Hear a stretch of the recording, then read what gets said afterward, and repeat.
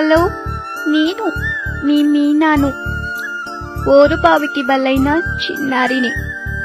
నన్ను కాపాడాలంటూ మీరు ప్రార్థించినందుకు థ్యాంక్స్. కానీ నేను ప్రాణాలతో బయటకు రాలేకపోయాను. బోరుబావిలో నుంచి మీకు కనపడనంత, మీ పిలుపుకు వినపడనంత దూరంగా వెళ్ళిపోయా. ఇప్పుడు దేవుడి దగ్గర నుంచి మాట్లాడుతున్నా. అమ్మా, నాన్న ఎలా ఉన్నారు? నేను లేనని, దూరమయ్యానని బాధపడుతున్నారా? ఎందుకమ్మా ఏడుస్తున్నావు?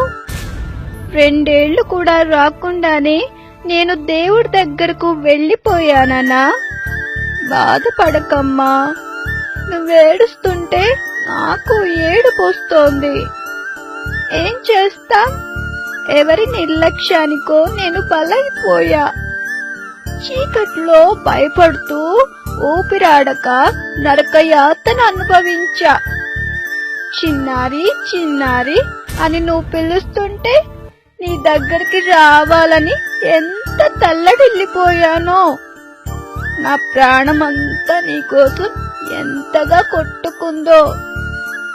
నేను క్షేమంగా తిరిగి రావాలని ఎంతమంది దేవుళ్లకు మొక్కుకొని ఉంటారో, ఎన్ని ప్రార్థనలు చేసుంటారో.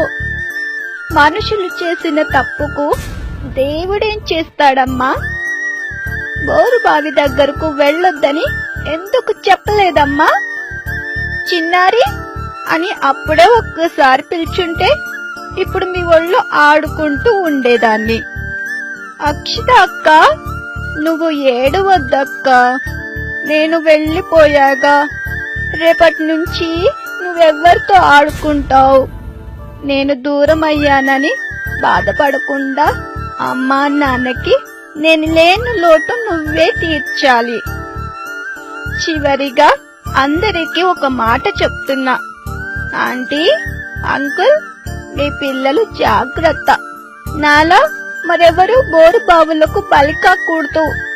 మరెవరు మా అమ్మా నాన్నలా బాధపడకూడదు. నోరు తెరిచిన బోరు బావులను మూసేయండి.